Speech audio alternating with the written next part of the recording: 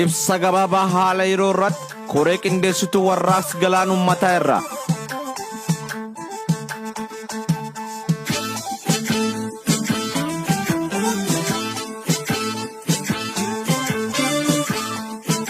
Akkuma beekamu qabsoon bilisummaa Oromoo falmaa dhaawaa diinaa waliin taasisaa ture cimsee itti fufuudhaan mootummaa kashlabbee bilxiginnaa jechuun of waamtu hudhee qabee jiraachuun isaa dhugaa fi diinni fi firree ragaa ba'uudha. Akkuma uummanni Oromoo quba qabu mootummaan abbaa irree kun Oromoo fi Oromummaa balleessuuf qocorsuuf guyyaa guyyaa tooftaa adda baafatee hojiitti jira. Fakkeenyaaf Oromiyaa godinoota giddugaleessa lixaa fi kibbaatti waraana bobbaasuudhaan mana qotee bulaa gubuu, jumlaan uummata ajjeesuu, shamarraniif hawwaan gudeeduu, qabeenya saamuu, biyya hariiyuu, xiinsammuu isaanii ajjeesuu, godinoota Oromiyaa kanneen biroo akka kibba bahaa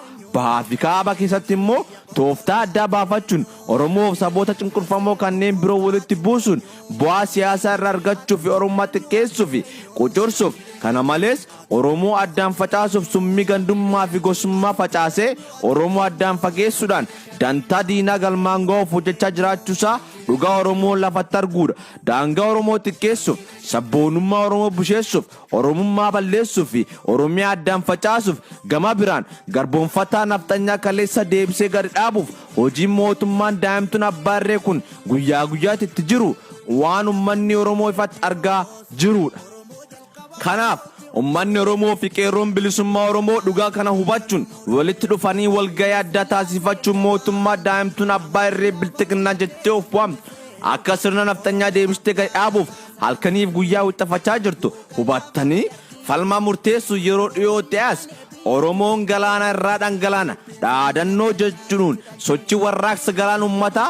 deemsa akka jiran beekamaadha. Kun otuu deemaa jiru mootummaan abbaa irree fedhii sirna garbooffattuu nafxanyaa guutuuf halkaniif guyyaa wixxifattu kun qeerroo dhaloota qubee kan ta'e weellisaa Haacaaluu Hundeessaa gara jabinaan rasaasaan tumee ajjeese. Caalaatti immoo akka artistii fi qabsaa'aa Oromoo uummata biratti jaallatama guddaa qabu kun sirna gootummaa fi kabaja isaa maluun akka handhuura Oromiyaa magaalaa Finfinnee keessatti hin awwaalamne gaaffii uummanni Oromoo fi qeerroon Oromoo dhiyeesse diduun humnoota isatti bobbaasee qeerroo hedduu rasaasaan fixe. Hogganoota siyaasaa Oromoo kan akka ABO fi kan KFO mana hidhaatti guuree ugguree jira. Kana malees mootummaan abbaa irree of taasisuuf daa'imtuu kan hogganu Koloneel Abiy Ahmed karaa foddaa televiziyoonaa isaa as ba'ee yeroo uummanni Oromoo gaddarra jirutti waraana irratti labsuun diinummaa isaa fi tuffii Oromoof qabu mirkaneessee jira.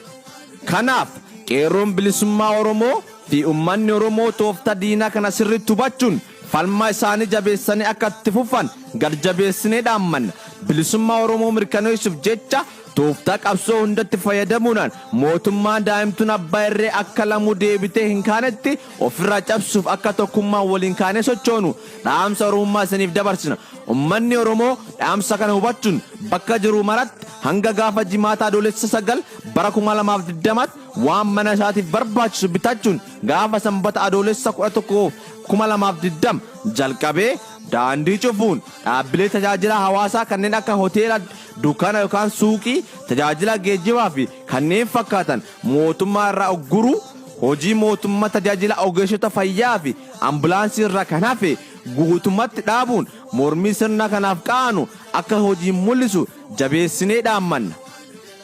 Kanarratti dhaamsi nuti waraana mootummaatiif qabnu waraanni mootummaa yookaan raayyaan ittisaa mootummaa bilxiginnaa biraa dhaabbatee yookaan qabsoo uummata falmu ta'e yookaan murtoo koreen qindeessituu warraaqsa galaana uummata dabarse kan dura dhaabbatu yookaan haquuf yaalu ta'e waraana uummata Oromoo fi humnoota mootummaa gidduutti deemuuf jiruu fi badii dhaqqabuuf itti gaafatamaa mootummaa ta'uu jabeessinee akeekkachiisna. Poolisiin Oromiyaa kana hubachuun qawwee mootummaa akka uummata keessan itti ajjeestan isinitti kenne gara diinatti garagalchitanii saba keessan akka eegdan maqaa lafee fi dhiiga gootuwwan Oromoo kaleessa dabranatiin dhaamsaniif dabarsina. Kana malees dhimma nageenya jedhamuun kanneen sirna garboonfatan muddamtanii dhiiga uummata Oromoo akka dhangalaaftaniif ramadamtan ilmaan Oromoo quuqama sabboonummaa qabdan akka saba keessanitti deebitanii qabsoo sabaatti makamtan diina Oromummaa fi Oromiyaa dhabamsiisuuf uummata keessan irratti bobba'e kana ofirraa akka falmattan dhaamsa Oromoof isiniif dhaamna. Oromoon galaana irraa dhangalaana. Adoolessa 9 bara 2020 koree qindeessituu warraaqsa uummataa irraa.